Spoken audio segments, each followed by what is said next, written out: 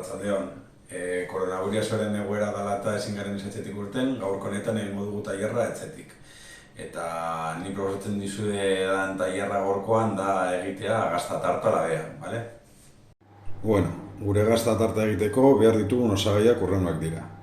115 gramo azukre, 285 gramo igurtzeko gaztaia, 140 ml esne gaina, 2 arrauts, 15 gramo irin.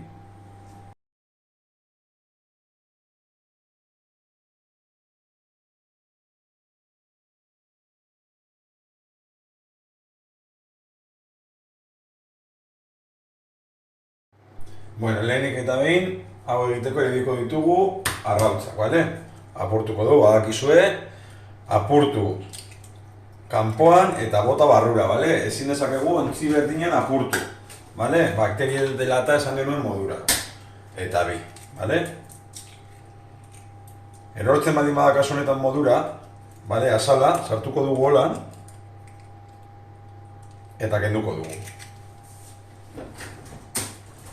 Bale, hau batu eta garbitzera. Hurrengoa botako dugu irina, bale?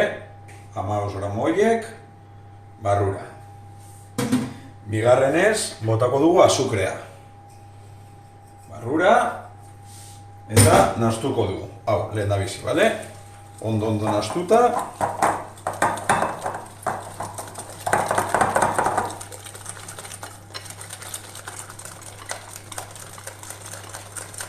Bale, hau nahastuta daukagunean, botako diogu igurtzeko gaztaia, bale? Lagunduko gara, katumi bategaz, dana botatzeko, bale? Dana barrura, hau garbitzera. Bale. Hau apurka nahastuko dugu, holan, bale? Apurke, bera bakarrik nahastuko da. Dana nahastu. Ikusten duzuen nola testura aldatu den? Hau da bilatzen duguna, bale? Dana nahastu behar da. Eta bukatzeko, botako dugu esne gaina.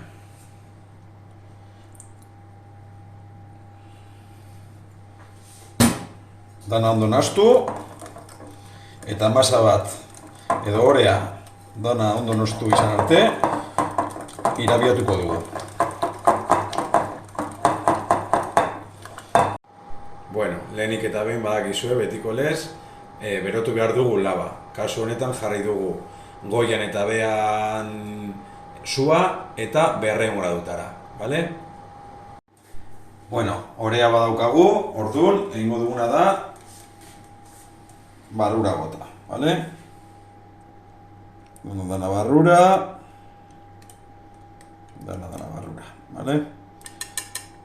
Zertarako katumia? Betiko lez, dana barrura joateko.